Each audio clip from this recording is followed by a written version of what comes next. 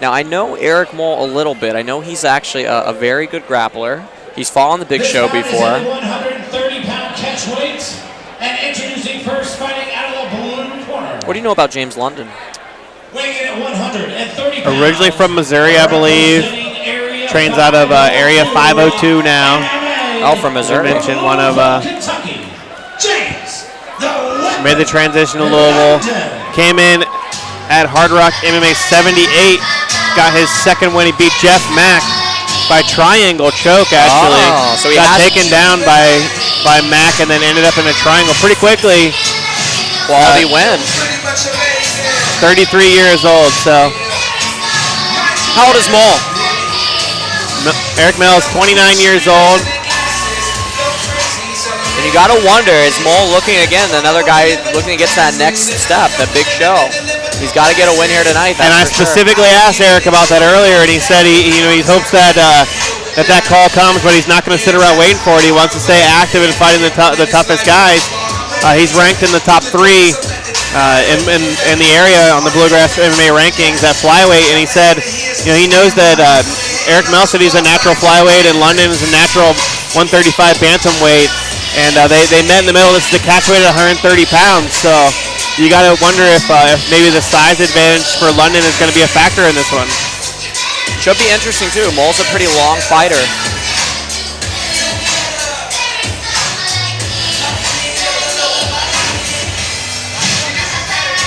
And of course, we were hoping to be able to see Jeff Mack on this card tonight. Unfortunately, medical issues with his opponent, unable to make that fight happen. But hopefully we'll see Jeff Mack back in the cage sooner rather than later.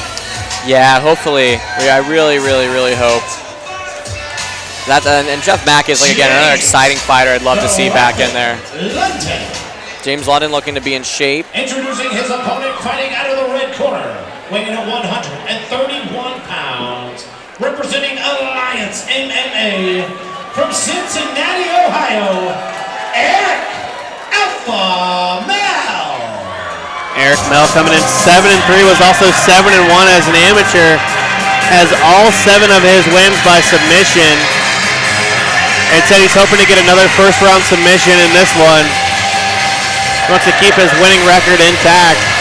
The Alliance MMA product. And I know Eric was pumped about getting this opportunity to be on a main event. He said he's coming into my backyard for this fight. That is true. Fighting out of Cincinnati area, right down the road from here. Nice choice of music, main event. Still a huge crowd here too.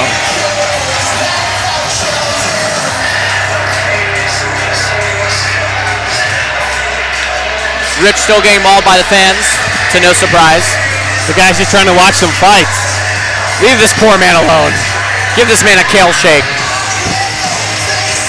At least he didn't do the like the Tim Sylvia move and bring the UFC belt, or oh God.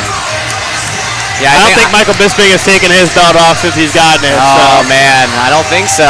And it is interesting. Rich did say that was an interesting thought in his mind, but that would never happen. To come back and fight Bisping? Yeah, but they know the UFC won't bring him in for that. It is an interesting fact that Rich does have still 1 fight left on his UFC contract. Yeah, I know he I guess unofficially retired about a year ago, but still does have that 1 fight left. Yeah. James London and Eric. I don't think at this point we're going to see a comeback for Rich. I think he's living a pretty good life right now, and he's got it good. But let's get back to this main event fight here. We got Moell and London. And both men look serious, ready for business. No, a little bit taller here. Again, that lanky, and I'm really interested to see, again, the contrast of styles here. Moell listed at 5'8", London listed at 5'7". And Moell fighting on that bigger show before, has some good experience. Southpaw London. Known to be a grappler by trade.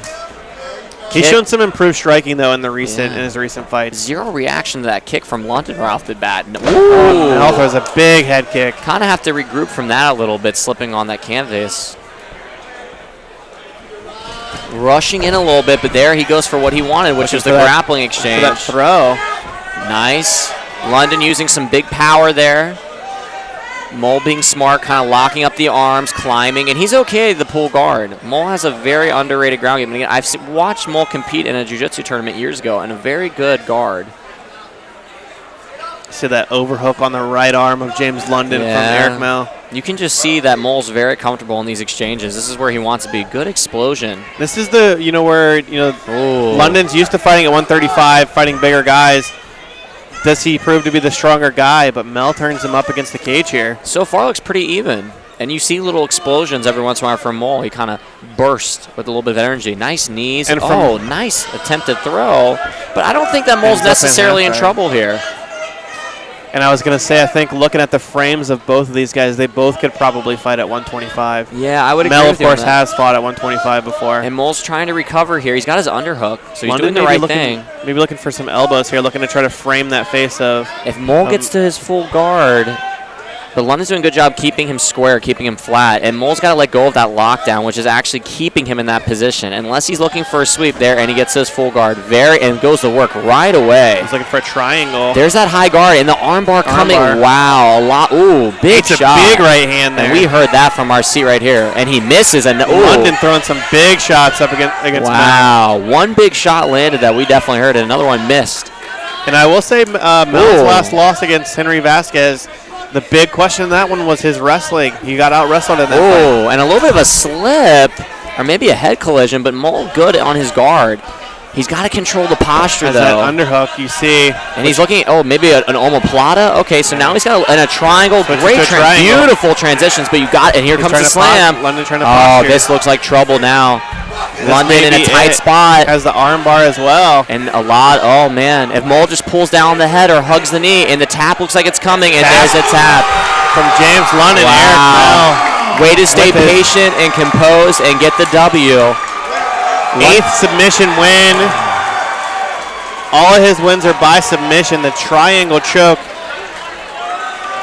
And the white belt, I think it's almost comical, and I know he's doing that kind of sarcastically. I think it's awesome that he just brought the white belt in. Knowing that Moell's jiu-jitsu skills are probably beyond white belt. But a very, very good fight and very smart. Folks, before we announce the winner, thank you so much for coming out to Hardrock MMA 80. 3 wins in a row now for Moell.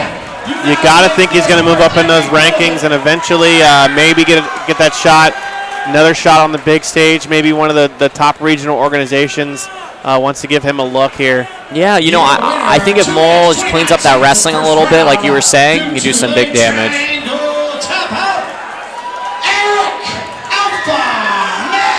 Now, remind me, what was James London's record going into this fight? He was 2-0, now 2-1. Okay, 1 loss. What a great way to end our night. A great group of fights tonight with the 2-stripe white belt in Brazilian Jiu-Jitsu. I wonder who Moell trains under because I would love to have him at my school. Eric Moell, your winner of the main event tonight at Hardrock MMA 81. Eric, what you got? I just want to say thanks for everybody for coming out. I appreciate the support. It's been a long 8 years, and here we are. After tonight's win, I don't see us slowing down anytime soon. I want to give a shout out to Eric Jarvis from Mad Scientist Otto and Justin Perkins for helping me cover my medicals to make this fight happen. And thanks for coming. Folks, give it up! Eric Moell, one of the top flyweights in the area. Now 8 wins, 3 losses. As you mentioned, not slowing down anytime soon. And that was a great night of fights here. Hardrock MMA 81 Turfway Park. Thank you to Robbie Maloff for sitting in. We were just going to do one fight, man, but I think you got the bug.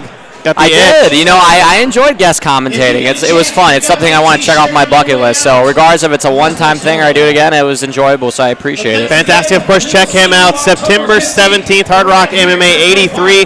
The next time you'll see Hardrock MMA is actually August 6th, back down at Expo 5 in Louisville, Kentucky, then September 17th in Shepherdsville, Kentucky, and right back here at Turfway October 15th, the day before my birthday, so I'm glad Hardrock got me a present already. Hopefully maybe Robbie will be on that card as well. You never know. You never know. I'm looking to make big moves this year, and I got a lot of excitement coming for everybody, so Great night of fights. Thank, again, Brandon Higgin for the great show. And Bluegrass MMA for doing such a great job, and the production crew. It was a great night. Thank you for your time. Hardrock MMA 81 for Gary Thomas and Robbie Maloff. Thank you to our producers, Tim, David, and Matt McCarthy. Check us out once again, livesportscaster.com, also bluegrassmma.com. Have a good night.